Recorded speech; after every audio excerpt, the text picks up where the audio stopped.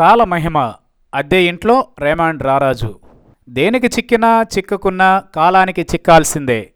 Raymond రారాజుగా అందరికీ సుపరిచితుడు. ఇప్పుడు అద్దె ఇంట్లో కాలం వెళ్లదీసే దుస్థితి. అప్పుల ఊబిలో చిక్కుకుని ఆర్థిక ఇబ్బందుల్లో కాలం వెళ్లదీయాల్సి రావడమంటే అది ఖచ్చితంగా కాలమహిమనే చెప్పాలి. దశాబ్దాలుగా రేమాండ్ పేరుతో దుస్తుల రంగంలో తిరుగులేని రీతిలో తీసుకెళ్లిన ఆ బ్రాండ్ రారాజు, పారిశ్రామిక దిగ్గజం ఇప్పుడు దారుణ పరిస్థితుల్లో ఉన్న వైనం సంచలనంగా మారింది. 78 ఏళ్ల వయసులో డబ్బు కోసం ఆయన కటకటలాడుతున్నారు. అయితే ఈ కష్టాలన్నింటికీ కారణం ఆయన వంశోద్ధారకుడే కావడం మరో విశేషం. విజయపద్ సింఘానియా కుమారుడు గౌతమ్ సింఘానియా పుణ్యమా అని ఒకప్పటి రేమాండ్ రారాజు తీవ్ర ఆర్థిక ఇబ్బందుల్లో ఇరుక్కుపోయినట్లు చెబుతున్నారు. మరి ఈ విషయం ఇప్పుడెలా బయటకు వచ్చిందంటే, విజయపద్ సింఘానియా కోర్టు మెట్లు ఎక్కడంతో ఈ విషయం బయటకు వచ్చింది.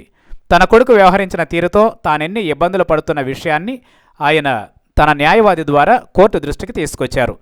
తన ఆస్తి మొత్తాన్ని లాగేసుకున్న కొడుకు తనను ఇప్పుడు దక్షిణ ముంబైలోని గ్రాండ్ పరాడీ సొసైటీలోని ఓ అద్దె ఇంట్లో ఉండేలా చేశాడని, అంత ఆస్తి ఉన్నా తీవ్ర ఆర్థిక ఇబ్బందులకు గురి కావాల్సి వస్తోందని కోర్టుకు విన్నవించాడు. ముంబైలోని సంపన్నుల ప్రాంతంగా చెప్పే మలబార్ హిల్స్లో విజయపద్ సింఘానికి నిర్మించిన 36 అంతస్తుల జేకే హౌస్లో తనకు రావాల్సిన డ్యూప్లెక్స్ ఇంటి కోసం ఆయన ఇప్పుడు న్యాయ పోరాటానికి దిగారు. వాస్తవానికి విజయపద్ సింఘానియాకు కంపెనీ నుంచి నెలకు 7 లక్షల రూపాయల చొప్పున రావాల్సి ఉందని న్యాయవాదులు చెబుతున్నారు.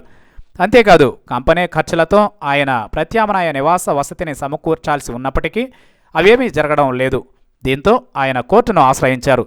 నాటి రేమాండ్ రారాజు కోర్టు మెట్లు ఎక్కడంతో ఆయన సంధించిన ప్రశ్నలకు సమాధానం ఇవ్వాలంటూ రేమాండ్ సంస్థను కోర్టు కోరింది.